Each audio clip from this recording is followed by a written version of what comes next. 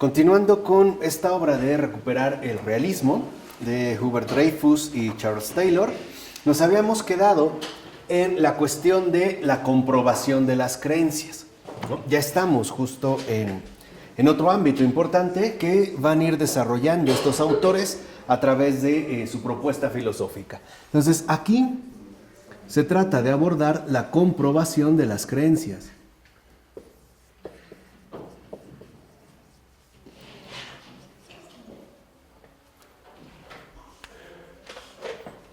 Y una de las cosas que en efecto se enfatizan es lo siguiente.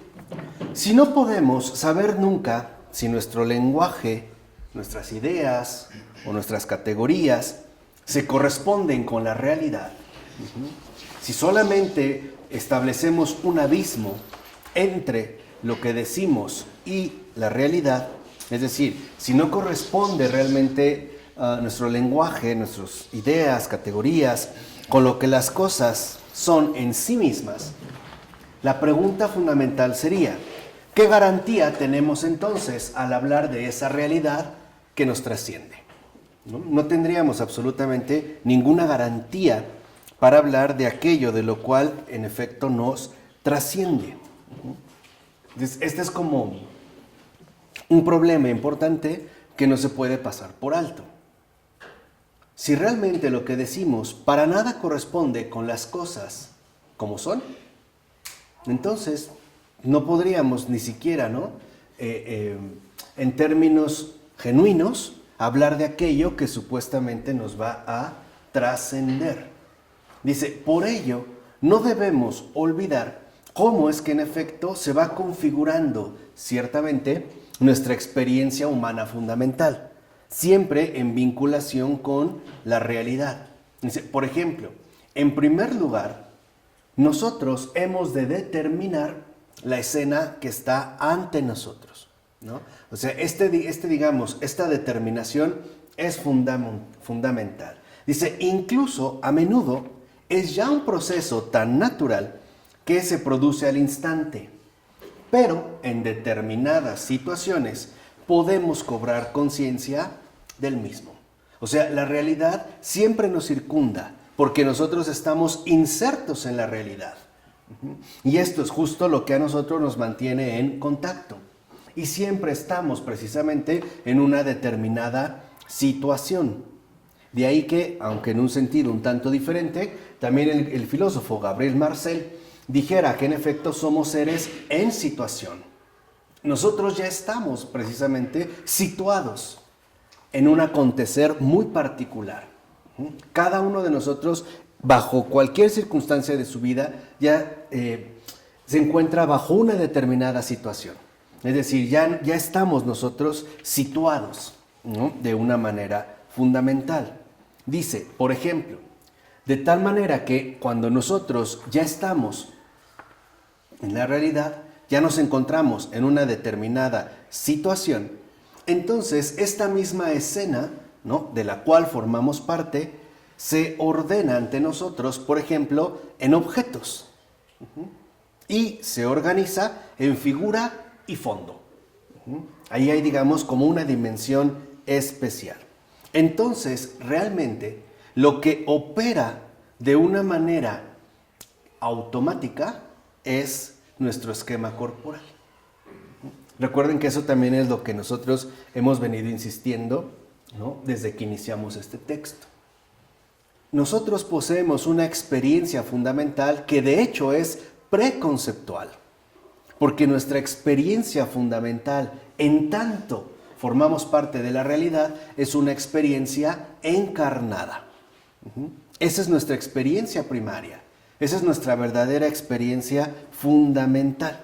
Dice, e incluso es gracias a nuestra condición corporal que nos podemos desplazar y mover en esta determinada situación. Y lo hacemos con tal destreza que ni siquiera nos percatamos de lo que realmente hacemos. O sea, nuestra experiencia preconceptual, o sea, carnal, corporal, material, física, es justo lo que nos permite movernos, ¿no?, en las diferentes situaciones de las cuales ciertamente podemos participar. Entonces, ¿esto qué va constituyendo? Dice Hubert Dreyfus y Charles Taylor, fondos de constancia, por decirlo de esta manera. Lo voy a tratar de poner con un esquema. En un primer momento, nosotros dijimos, estamos ya, ¿no?, situados. Vivimos en situación. Esta situación nos coloca ante una experiencia corporalmente situada. Por ejemplo, lo que ahorita nosotros ciertamente realizamos. Y esta experiencia, a su vez, genera fondos de constancias. Para nosotros, estos fondos son como las constancias que en efecto nos permiten realizar nuestras experiencias humanas de manera ininterrumpida y de hecho nos sustentan, lo cual significa que ciertamente no vamos a la deriva. Es justo nuestra encarnación, ¿no?, nuestra dimensión física, material, corporal, la que nos permite obtener estos fondos de constancia. O sea, nuestra primera constancia con respecto a la realidad no es de índole intelectual. Nuestra primera constancia es sobre todo corporal. Esa es nuestra primera constancia. Nosotros, dicho de otra manera, antes de pensar, poseemos un cuerpo. Tenemos un cuerpo. Poseemos una carne. Y es justo esta carne la que nos concede adquirir nuestra experiencia preconceptual, preintelectual. Acuérdense que aquí una de las cosas con la que estamos debatiendo a fondo es con el planteamiento cartesiano. Ya no voy a repetir porque ya le dedicamos en su momento una intervención. Entonces, aquí lo que vemos es que esto es lo que verdaderamente nos sustenta y nos permite no ir a la deriva. Entonces, no se trata de que nosotros nos dejemos llevar por nuestras ideas, sino que atendamos a esta constancia corporal que en efecto a nosotros nos da una garantía real de experiencia. Y esta experiencia es justo lo que atestigua nuestro contacto fundamental con la realidad. En pocas palabras, no es lo intelectual lo que define lo que las cosas son, sino nuestra experiencia corporal en relación con ellas. Es esta vinculación. De tal manera que entonces esta experiencia de realidad a nosotros ya nos ofrece una situación firme y estable. Las cosas son realmente. No es el pensamiento ni el que las configura, ni mucho menos el que les otorga el ser. Las cosas realmente ya son. Esta situación, ¿no?, preconceptual es justo la que nos permite ir adquiriendo fondos de constancia, ¿no? Estos fondos de constancia que a nosotros también nos facilitan ciertamente nuestro propio, ¿no?, nuestro propio movimiento dentro de este ámbito en particular. De tal forma que en realidad, dice Taylor, el esquema corporal también mantiene, por ejemplo, constante tanto la forma como el color de los objetos, aunque estemos afectados por otros factores. Entonces, esto en realidad no es otra cosa más que un notable trabajo de organización perceptiva. Entonces, nuestra organización fundamental, esta situación, nos va a conducir ante todo a una organización perceptiva.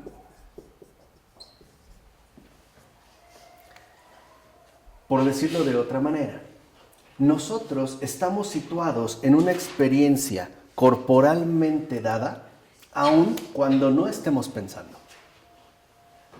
De hecho, y esto es fundamental, no siempre estamos pensando. El pensamiento cumple una función, pero no es lo que verdaderamente nos deja anclados de manera firme en la realidad. Es más, piensa en una persona que está a lo mejor mentalmente afectada. Sus pensamientos la conducen a la deriva. Por ejemplo, puede asegurar que aquí hay elefantes azules y nosotros estaremos convencidos que no. No obstante, la realidad no cambia. Nosotros estamos situados en un determinado contexto que de hecho es compartido. Y justamente es compartido porque de entrada poseemos un cuerpo. Aunque podamos tener ideas diferentes acerca de las cosas, es nuestra experiencia situada de manera concreta de contacto corporal lo que nos permite dirigirnos a esa misma cosa. ¿Se entiende? Estamos pues aquí en los niveles fundamentales de la experiencia. Y esta organización perceptiva nosotros ya la realizamos incluso sin darnos cuenta. O sea, el psiquismo, como se ha querido enfatizar desde el siglo XIX, ¿no? La psicología no es ni lo más dominante ni lo más fundamental en la experiencia humana. Para nosotros como humanos, lo verdaderamente primordial es la encarnación. El hecho de que poseamos un cuerpo, o sea, una carne viva. Es esto justo lo que a nosotros nos permite movernos, ¿no?, de una manera estable en nuestra propia realidad. Dice, incluso, por ejemplo, en palabras de Merleau-Ponty, que es un fenomenólogo francés del siglo XX, ocurre lo siguiente. Dice, mi cuerpo hace presa en el mundo cuando mi percepción me ofrece un espectáculo tan variado y tan claramente articulado como sea posible, y cuando al desplegarse mis intenciones motrices reciben del mundo las respuestas que esperan. Este máximo de nitidez en la percepción y en la acción define un suelo perceptivo, un fondo de mi vida, un contexto general para la existencia de mi cuerpo y del mundo. Entonces, nosotros literalmente formamos parte ya de este suelo que de hecho pisamos y del cual en efecto nos configura dentro de un marco general. Entonces, en cualquier caso, como seres corporales, afrontamos lo que vemos y somos también capaces de situarnos a la distancia correcta, ¿no?, frente a un objeto en función, por ejemplo, de su tamaño y de la necesidad de tener un campo visual libre de interferencias. Piensa, por ejemplo, cuando te dan a lo mejor un frasco con medicina y quieres ver, no sé, el contenido que tiene, literalmente lo sitúas, ¿no? Un poco, ¿ves? O sea, lo que tratas de alcanzar es la visión más óptima. Generalmente se suele manifestar en la apreciación de las obras de arte, ¿no? Hay que encontrar como el ángulo, ¿no? No siempre tienes que irte a mucha distancia, depende un poco de lo que quieras enfocar. Pero en pocas palabras, nuestra organización perceptiva ciertamente está dada a partir de un suelo firme que no es otro más que la propia realidad. Es esto lo que nos da constancia de todas las cosas. Que yo lo vea de otra manera o que nuestras respectivas percepciones puedan ser diferentes o divergentes, no significa que la cosa, dicho de este modo, es otra cosa de lo que yo veo. O sea que la realidad es una, ¿no? Exactamente. La realidad es una. Es este suelo firme, ante la cual ciertamente nos podemos ir situando. Entonces, lo primero, en efecto, consiste en que nuestra organización perceptiva se relaciona en primera instancia con una realidad física. Y esto también ciertamente es muy cristiano. Por eso recuerden que a los primeros cristianos se les solía denominar de manera despectiva los físicos. ¿Por qué? Porque recuerden que bajo la tendencia fuerte neoplatónica, lo que realmente importa no es lo material, sino lo inmaterial. No el cuerpo, sino el alma. Y el alma es considerada superior porque no tiene que ver para nada con la corrupción física de la materia. Por eso para ellos el camino fundamental de elevación es el camino intelectual o la elevación del pensamiento. Lo que nosotros precisamente hacemos como cristianos es decir, no, antes de que yo pueda elevar mi pensamiento, tengo que pisar firme en mis dos piernas. ¿Sí me explico? O sea, tengo primero que reconocer que lo que me es dado de manera fundamental es mi cuerpo, o sea, mi experiencia encarnada.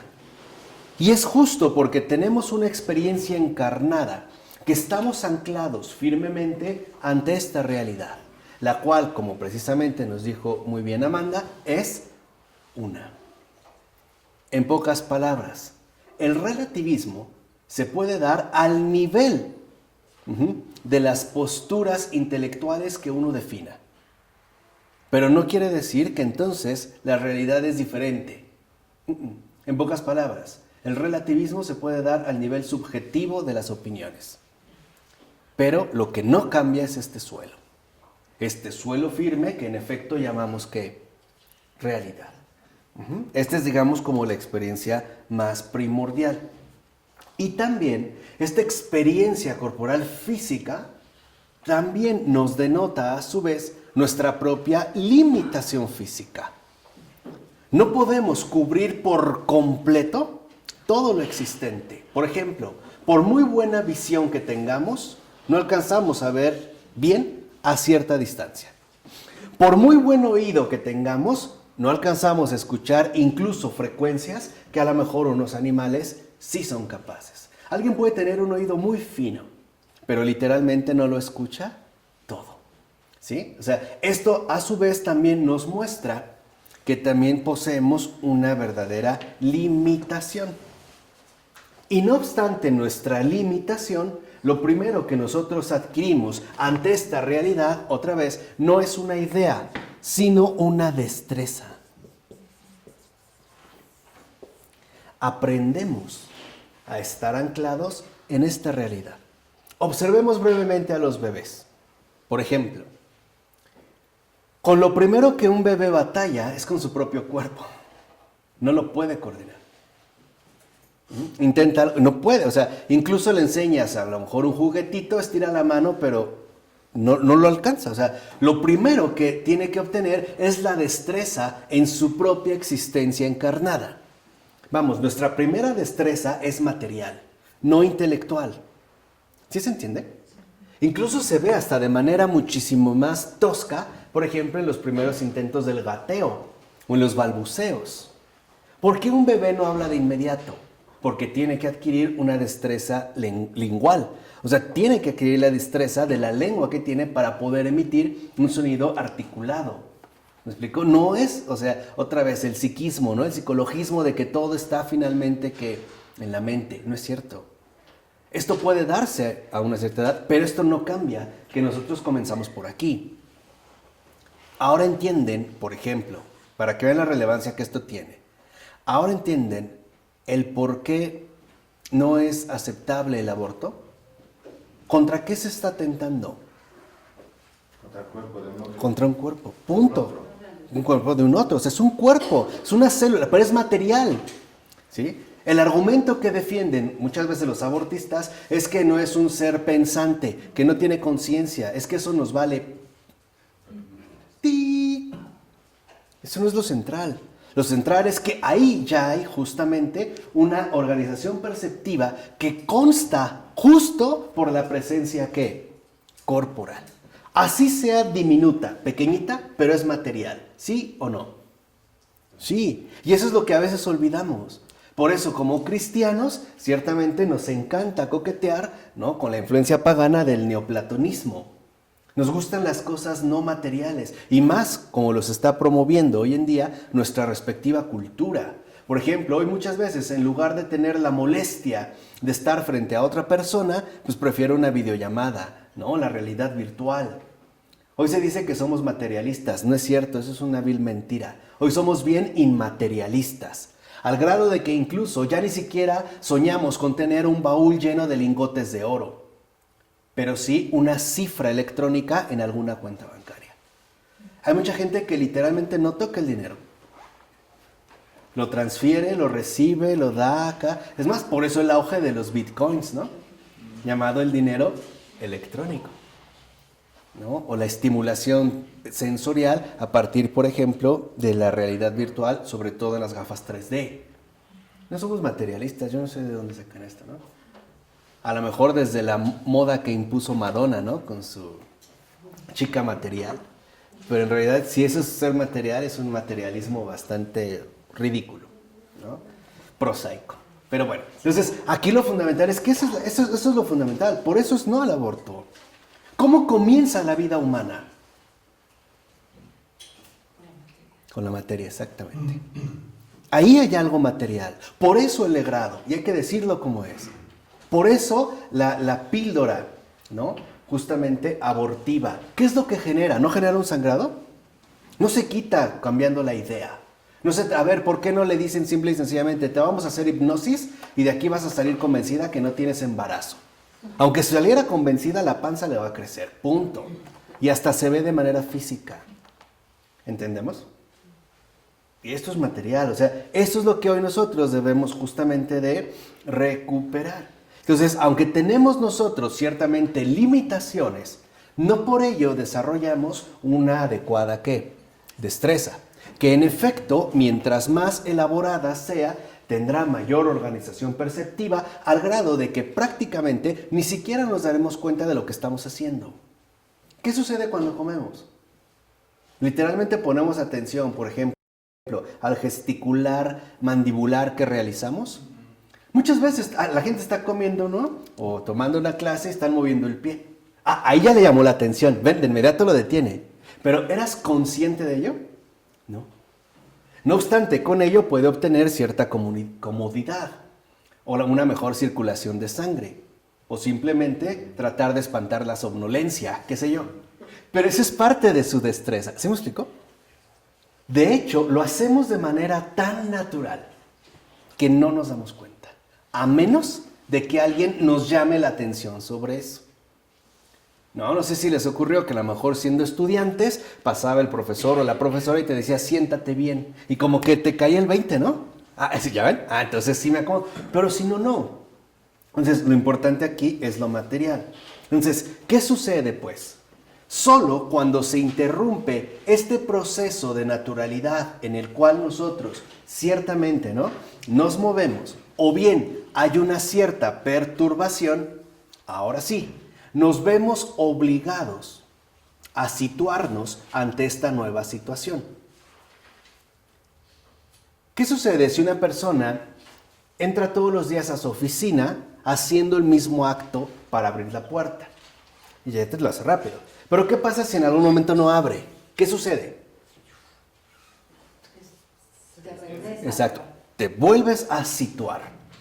Y eso no es necesariamente un acto intelectual, sino ante todo una respuesta ¿qué? Corporal, física, ¿no? O sea, hasta se ve nuestra expresión, ¿no? De hecho, por eso muchos hablan incluso del lenguaje corporal. No es que haya un lenguaje corporal, es que nuestro cuerpo es lenguaje. Y lo vemos ante las situaciones que ocurren, ¿no? Cuando algo, en efecto, genera una determinada interrupción. Entonces, nos damos cuenta en ese momento de que estamos, pues, situados ante una nueva situación que requiere la ejecución casi inmediata de una nueva, ¿qué? Destreza. Pero nos seguimos moviendo, en último término, en suelo firme. La realidad no cambió. Y yo por ello justamente puedo mantenerme en continuidad. Esto entonces, de fondo, ¿qué significa? Que es justo a partir del ejercicio continuo de nuestra destreza que vamos entendiendo gradualmente el sentido que poseen las cosas. Otra vez, no lo inventamos nosotros. Depende de la manera en la cual nosotros entremos en contacto con ellas. Por ejemplo, un martillo. ¿Qué se puede hacer con un martillo? ¿Qué sentido podemos encontrar en un martillo? Dependería del uso. Ahora, este uso está restringido, por ejemplo, solo a tratar de introducir algún objeto en otro, ¿no? A martillar, a golpear, clavetear. No, ¿qué más podemos hacer con un martillo? Romper algo. También un cráneo. ¿Sí? También lo puedo utilizar, por ejemplo, para que detenga la pata de mi mesa y no se caiga. ¿Sí? Atorar una puerta. ¿Sí? Usarla incluso como una especie de pesa para ejercicio muscular. También. O sea, aquí es donde se va configurando toda esta experiencia. Entonces, este conjunto de destrezas, en pocas palabras, es lo que nos permite a nosotros, como agentes encarnados, estar en el mundo. Es justo lo que a nosotros nos permite estar en el mundo. Ahora sí, de aquí, de este estar, ¿no? De manera concreta, en contacto con el mundo, después vendrán las destrezas epistemológicas. Lo primero en la realidad humana es carnal. Lo segundo es intelectual. Entonces, el pensamiento no es, vuelvo a insistir, ni lo más importante, ni lo más fundamental de un ser humano. Pensemos incluso como católicos. Por eso se habla de corazón, porque lo podemos identificar de una manera muy concreta, aunque apele o haga referencia a toda la profundidad de un ser humano. Incluso podemos adorar el Sagrado Corazón de Jesús. Podemos encontrar parroquias consagradas al Sagrado Corazón de Jesús, e incluso a los Sagrados Corazones de Jesús y de María. Pero cuando han visto, por ejemplo, la parroquia consagrada, o mejor aún la catedral, al Sagrado Cerebro de Jesús, o los Sagrados Cerebros de Jesús y de María, no lo hay. Y esto también es importante, para que no creamos que el pensamiento es lo más alto en un ser humano. La verdadera dignidad de una persona no proviene de su nivel intelectual, o sea, o de su dimensión pensante, consciente. Proviene de su realidad encarnada. Es decir, de su materialidad, de su corporalidad real. ¿Vale? Esto es lo... Podemos decir del pensamiento de su corazón. Sí, pero es material. Sí, pero del pensamiento de su corazón. Físico. Piensa también. Uh-huh. Pero, piensa más que...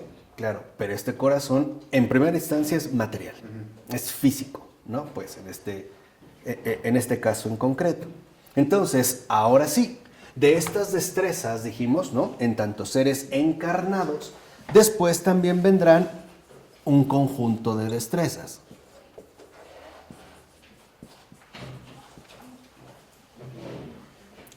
Que estarán conformadas como destrezas corporales, pero también, ahora sí, epistemológicas.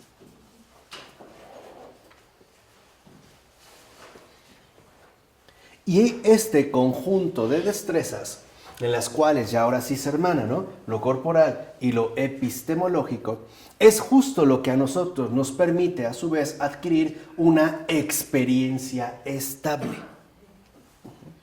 Es lo que nos permite mantener esta estabilidad en nuestra respectiva experiencia. ¿Vamos? Entonces, de aquí, de este conjunto de destrezas, nosotros adquirimos, hemos dicho, una experiencia estable que viene de este suelo firme en el cual nosotros hemos aprendido a situarnos, ¿no? Requiere un aprendizaje. Aquí obtuvimos una experiencia estable. Ahora sí, a partir de esta experiencia estable, es que nosotros solemos obtener creencias. Realmente nuestra creencia también brota de un suelo firme. De hecho, por ejemplo, contrariamente a lo que se suele suponer, la creencia de Dios tendría que provenir de la existencia misma de la materia, tal cual. De ahí. Porque es este sentido material fuerte el que me ha permitido alcanzar este grado incluso de estabilidad.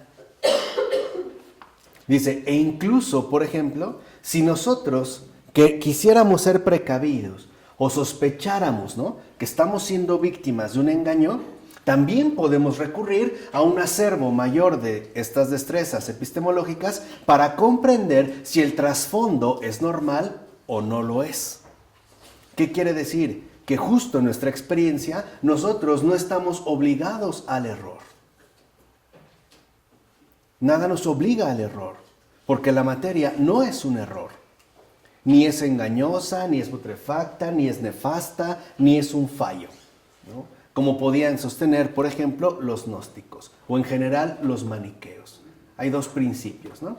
Recuerden que para los maniqueos, finalmente la creación está dividida en dos principios, el bien y el mal.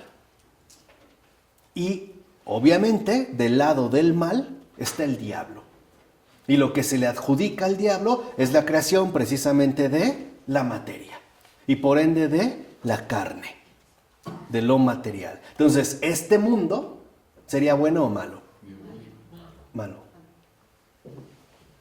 Pero por el hecho, no por haber sido creado por el diablo, sino por el hecho de ser ¿qué?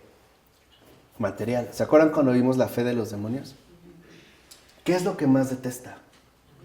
La materia. Porque él no tiene ni un gramo, ni un pelo de materia. Él sí es espíritu ¿qué? Puro. Por ello, a diferencia de esto, en nuestra experiencia estable, siempre podemos salir de esta situación apelando de nuevo al contacto fundamental, este suelo firme que nos ofrece la realidad misma. De hecho, muchas veces, para poder salir, por ejemplo, de una perturbación o de una equivocación, lo primero y más importante que tenemos que dejar de hacer es pensar. Tenemos que dejar de pensar y volver a reencontrar la situación adecuada en esa experiencia. ¿No? Digamos, no dejarse llevar justo por el simple pensamiento. Esto a su vez nos dice que esta experiencia estable nos brinda entonces una determinada confianza. Las cosas no engañan. Dios no es un engañador. Su creación es real. Su creación, a final de cuentas, no engaña. Y es justo esta confianza dada por el suelo, ¿no?, que nos ha nutrido y que nos ha sostenido, que las creencias aparecen como fiables. O sea, es curioso, pero en último término, la comprobación de nuestras creencias proviene del suelo real en el cual nosotros ciertamente nos hemos desarrollado. No son invenciones. ¿Se acuerdan estos de los argumentos más usuales de los ilustrados y ellos de que la creencia en Dios es un invento humano? O sea, y lo vuelven a llevar al nivel de lo psicológico. Aquí no se trata de eso. Se trata de que en realidad es justo a partir de esta confianza que nosotros, ahora sí, podemos elaborar creencias fiables. Y las creencias son fiables porque no son meras ocurrencias, sino confirmaciones que nuestro conjunto de destrezas nos han ido aportando gradualmente a partir de la organización perceptiva que nos brinda nuestra constancia corporal. ¿Sí o ya están perdidos? ¿Vamos? De tal manera que entonces nosotros siempre estamos bajo una determinada vinculación de afrontamiento. Nosotros estamos en vinculación, de tal forma que esto nos coloca en una situación bastante peculiar. Somos seres tanto activos como pasivos. ¿Por qué? Porque por un lado estamos afectados por las cosas. Las cosas literalmente me impresionan en el hecho de que dejan una impresión en mí. Pero al mismo tiempo, nosotros les vamos dando sentido a estas ¿qué?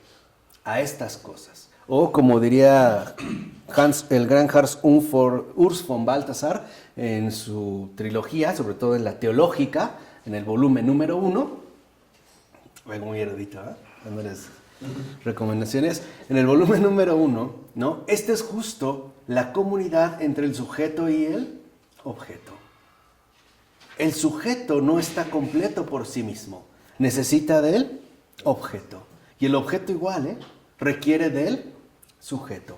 Esto es lo que nos coloca en una situación fundamentalmente, por decirlo así, ¿no? Tanto activa, dijimos, como pasiva. Por ejemplo, volvamos al caso del martillo. El martillo me afecta en tanto objeto, pero yo le puedo dar un determinado sentido. En pocas palabras, las cosas influyen en nosotros, pero nosotros también influimos en las cosas. Hay un vínculo, pues, de reciprocidad. Esto, en último término, ¿a qué nos conduce? Actuar como agentes humanos, según los marcos de comprensión que dan sentido tanto a nuestro pensamiento como a nuestra acción. Y esto es justamente de lo más relevante para no perderlo de vista. De tal forma que nuestro saber sobre el mundo siempre está contextualizado y adquiere significado gracias a ese trasfondo de sentido implícito, en gran medida no articulado, que ya configura nuestro ser en el mundo. De tal forma que, en cierto modo, podemos decir que siempre estamos respondiendo en vivo a las cosas, a nuestro ser en el mundo, nos guste o no. En pocas palabras, siempre estamos respondiendo a lo que de hecho nos es dado. Y nosotros ya sabemos que justo a lo que nos es dado por Dios. Entonces, las creencias no son meros resultados de ejercicios de malabarismo psicológico que apunten en todo caso hacia una realidad netamente inmaterial. Por el contrario, las creencias ciertamente son fiables por el suelo firme, no criatural, en el que de hecho nosotros ya vivimos. Esto entonces nos aporta nuestra experiencia en el mundo. Las creencias fiables justamente quedarán ya enmarcadas en nuestra respectiva experiencia en el mundo.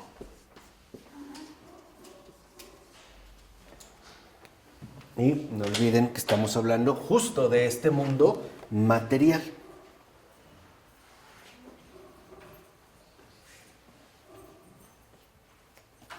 De tal forma que entonces, cuando nosotros elaboramos un concepto, tenemos que entender que este concepto parte de una cosa. Por decirlo en otros términos, para poder pensar, primero tiene que haber un sustrato sobre el cual voy a pensar. Para que yo pueda pensar, primero tiene que haber algo creado. Tiene que haber un sustrato creado. O, dicho en términos un poquito más teológicos, para que haya hombre, primero tiene que haber una creación. Que es justo, ¿no?, de donde va a recibir esta seguridad. Pero también puedo crear en algo que no es material. Puedo pensar en algo que no es material, inmaterial. Pero esto inmaterial finalmente se mueve a partir de mi experiencia corporal. O sea, lo primero es lo material. ¿También lo inmaterial? También lo inmaterial. Es justamente de donde nosotros se deriva en nuestra experiencia humana. Ejemplo. Cosa que no ocurre con los ángeles. Por ejemplo, para nosotros pensar algo netamente espiritual no nos es accesible. Porque nuestra experiencia humana real es experiencia encarnada. Pero la soberbia, me doy cuenta de mi trato corporal. En el trato. Por eso, justamente, ¿no?, lo que hace el Señor Jesús es muy bello. Cuando se acuerdan, ¿no?, que los fariseos le quieren poner una trampa diciendo que cuál es el mandamiento más grande, él responde, ¿no?, amarás a Dios con todo tu corazón, con toda tu mente, con todo tu ser, ¿no? Y este es el más grande. Y el segundo es semejante. O sea, lo que hace es poner a Dios justamente, prácticamente al mismo nivel de la persona. ¿Por qué? Porque para nosotros, en último término, el suelo fundamental en el que nos movemos es el suelo material. O sea, en base justo a nuestra propia experiencia encarnada. De tal manera que esto ya también, en este sentido más teológico, nos da una clave fundamental. Cuando en el Génesis se dice, y los hizo a su imagen y semejanza, esta imagen y semejanza está hablando precisamente de nuestra carne como la puerta de acceso que desde el principio el Señor ha tenido presente para nuestra redención. Recuerden, antes de creación está la redención. Por ello, para el mundo, entró por donde menos se hubiera imaginado. O sea, por la materia, por el cuerpo, ¿no? Es decir, por nuestra propia realidad encarnada. No habla de imagen y semejanza, los dos son corporales. En sentido dirigido hacia nosotros. Imagen corporal y semejanza. Es que, digamos, los padres de la iglesia manejan la semejanza que estaría más vinculada a la cuestión del comportamiento. La imagen como la constitución. Pero el comportamiento en nosotros sigue siendo un reflejo en lo material. Por ejemplo, ¿cómo puedo saber si soy bueno? Pues encarnándolo, ¿no? Manifestándolo. Y la única manera que tenemos nosotros para expresar ello es a través precisamente de nuestras experiencias corporales. O sea, lo que realmente importa en nosotros, en último término, es el cuerpo. De tal forma que entonces, en nuestra propia experiencia en el mundo, nosotros vivimos bajo una combinación de 4 aspectos. El primero es una combinación de espontaneidad, o sea, las cosas ya están ahí. Segunda, receptividad. Somos literalmente receptivos a estas cosas. Pero también de coacción. Yo no elijo que sí y que no. Las cosas ya están. Y por último también de empeño. Entonces, mediante estos 4, por ejemplo, Espontaneidad, ¿qué más? espontaneidad, receptividad, coacción y empeño, ¿no? Estos son los medios gracias a los cuales el mundo, de hecho, puede ser captado. Es la manera justo en la que nosotros captamos este mundo. ¿Qué es coacción? La coacción, cuando yo no elijo que está ahí, por decirlo, se impone a mí, ¿no? Y esto lo podemos experimentar de manera bien ordinaria. Si yo voy, por ejemplo, a un bosque, yo no elijo la configuración de los árboles, ni siquiera su tamaño, ya están ahí. Se impone, esa es la coacción, o sea, no es algo que yo precisamente elijo. De tal manera que podemos ver que justamente estas cosas nos son dadas de antemano, no son meros inventos nuestros. De tal forma que incluso más allá de ciertos límites, no podemos elegir o modificar su significado. No los puedo alterar. Por decirlo de otra manera, por más que quiera, no puedo hacer de un gato un ¿qué? Un perro. O como hoy quiere la ideología de género. Hacer supuestamente de un hombre una mujer. Veamos otra vez la misma estrategia de la ideología de género. Salirse del suelo concreto de la realidad material. ¿Qué sucede? Para empezar, ellos dicen que no somos seres sexuales, que somos género. Pero el género es algo abstracto, que no corresponde absolutamente con ninguna realidad de tipo ¿qué? Material. Pero ¿qué resulta? Si yo me volteo a ver, algo tengo. O espero tenerlo como hombre. O como mujer, ¿no? Entonces, para saltarse ese problema, lo vuelven a llevar al terreno inmaterial donde dicen, no es que yo soy mujer, pero estoy como viviendo equivocadamente en el cuerpo de un hombre. Estoy atrapado. Claro, por eso no hablan de sexo, porque el sexo es materialmente indiscutible. De hecho, ¿cómo sabemos si alguien es hombre o mujer? Viendo su sexo, punto. Y es más, ¿no? Como en los ultrasonidos suelen definirlo en términos de la tortuga para el niño o la hamburguesa para la niña, ¿no? Pero se ve, o sea, es algo material. No solamente se trata de una cuestión de género. El problema es que cuando se lleva a ese terreno, entramos otra vez al ámbito de la inmaterialidad. Pero al mismo tiempo, lo fundamental es que nosotros también nos esforzamos por captar este sentido, por responder a aquello que en efecto se me está ofreciendo. ¿Esto qué significa? Que en realidad nuestras creencias, ¿no?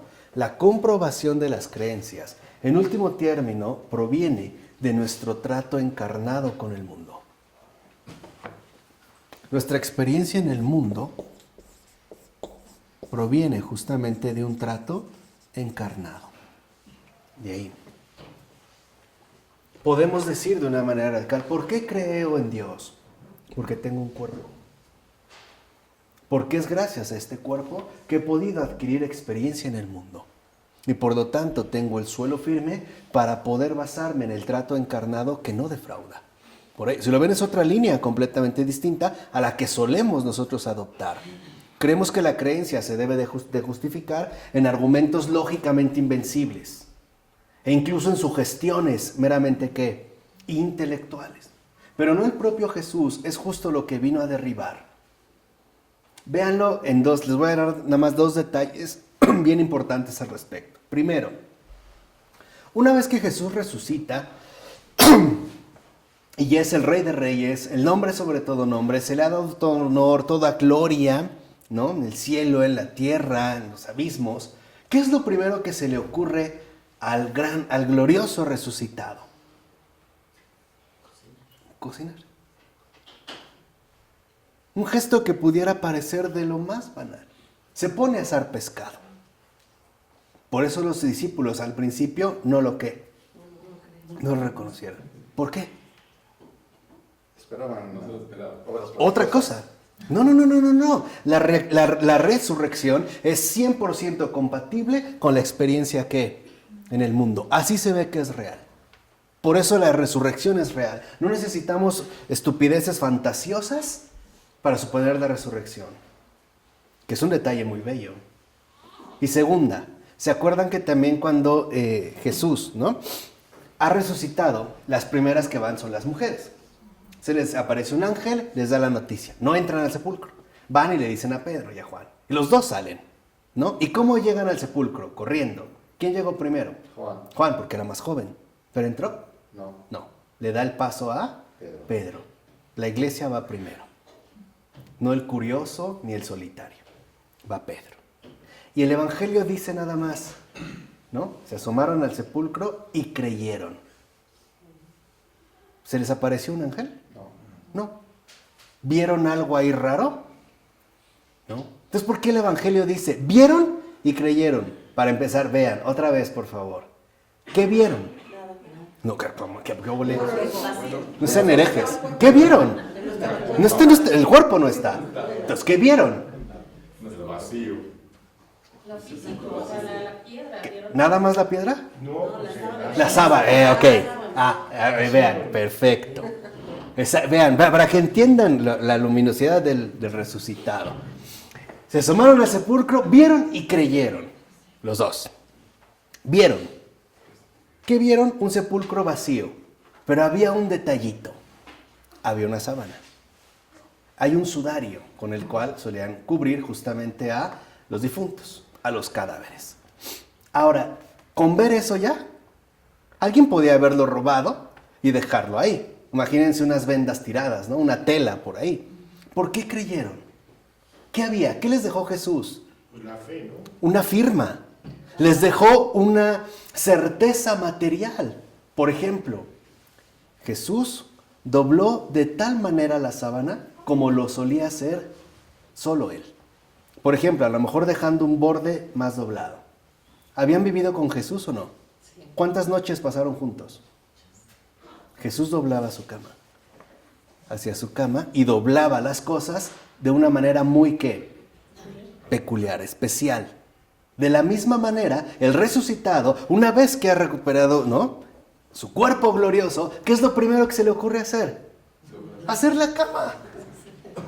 Tender la cama. Por eso ellos nada más vieron, dijeron, esto solo lo puede hacer ¿quién? Jesús. Y por eso creyeron. ¿Entienden o no? En pocas palabras, para creer no necesito renunciar al mundo. Necesito ¿qué? Comulgar con el mundo. Quítense ya esa idea de que la carne, el mundo y no sé qué es obra de Satanás. Nada es nada de él. Esto es del Señor. Y por eso estamos en el mundo.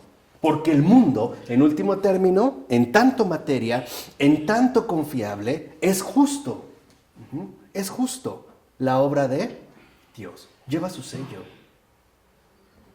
Por eso, al tomarnos en serio la materia, ¿a dónde llegamos? A Dios. Si realmente fuéramos materialistas, Seríamos bien creyentes. Pero hoy no somos materialistas, se los dije. Y por eso solemos ser ateos, agnósticos o peor aún, neopaganos. Porque no nos tomamos en serio la materia. Les puse estos dos ejemplos tan concretos. Por eso sí lo ven cuando incluso Jesús se aparece a sus apóstoles y ellos lo ven así, ¿no? Sorprendidos. ¿Qué es lo que les dice Jesús para disipar sus dudas? ¿Tienen hambre? ¿No tienen algo de comer? Ah. ¿Qué es lo que les pide? ¡Comida! No les dice, a ver, cierren los ojos y van a ver cosas maravillosas, luces, no. Fíjense, en serio, O sea, literalmente, Jesús hace 3 signos muy radicales ya en su gloria de resurrección. Tiende su cama mortuoria, cocina y come. 3 cosas que pregunto, ¿no son 100% materiales? Sí. ¿Se dan cuenta ahora la diferencia? La nueva luz que puede emerger bajo esta experiencia fundamental. Eso es justo lo que a nosotros nos define en tanto humanidad. Nuestra materialidad encarnada. Es justo porque tenemos carne que podemos elevar el espíritu. Y no al revés. Es justo precisamente por ello. De tal manera que entonces nosotros podemos correr el peligro de rechazar nuestra experiencia en el mundo, nuestro trato encarnado, para quedar atrapados en las fantasías intelectualizadas de nuestros pensamientos. Y esto sí nos va a conducir, en pocas palabras, al desvarío. Por eso si lo ven, Jesús no les dice, ¿qué pensaban o qué piensan? ¿Tienen algo de comer? Sigue siendo algo netamente, ¿qué? Material. Y esto es algo que nosotros, en efecto, no podemos olvidar u omitir. Entonces, poseemos este fundamento que, en efecto, no tiene carácter conceptual. Vuelvo a repetir, es preconceptual. En síntesis, es carnal. De tal manera que lo que necesitamos es acceder cada vez más a un contacto profundo con la realidad dada. O sea, recuperar de nuevo el realismo. Y no dejarnos distraer tan fácilmente por las descripciones conceptuales que nosotros solemos hacer o incluso que nos pueden llegar ciertamente a sugerir. Por eso, para que yo crea en Dios, no necesito renunciar al mundo, sino que vivir en el mundo, tener la experiencia en el mundo. O a ver, incluso para que entiendan bien lo que estoy diciendo, aunque una persona se vaya a un convento, un monasterio, ¿sigue siendo experiencia en el mundo o no? Sí. No vive en un castillo intelectualizado. Su convento tiene muros. Comen, cagan y mean, igual. Es lo que quiero que entiendan, o sea, en este sentido pleno, encarnación. Siguen hablando, duermen, tienen cobijas, a lo mejor duermen en piedras, pero son piedras, son reales y son precisamente materiales. Por ello, la comprobación de las creencias está dada en nuestra experiencia carnal en el mundo, o sea, en nuestra verdadera incrustación. Por ello, como dicen los autores, mi primera comprensión sobre la realidad no es la imagen que elaboro de ella, sino el sentido dado a mi continuo trato con ella. Puedo equivocarme, pero no negar su inseparable presencia. Puedo equivocarme acerca de mi comprensión del mundo, pero nunca puedo negar mi experiencia en el mundo. Esto es justo lo que no puedo hacer. Por eso es curioso que los llamados materialistas se consideren ateos. Me parece que eso es una farsa, porque es no tomarse en serio la realidad misma de la materia. porque la materia también es luz. La materia también ilumina. Y para nosotros nos ha sido concedida la materia como el camino privilegiado por el cual llegaremos a ver al que nos ha creado. En nombre del Padre, del Hijo, del Espíritu Santo. Amén.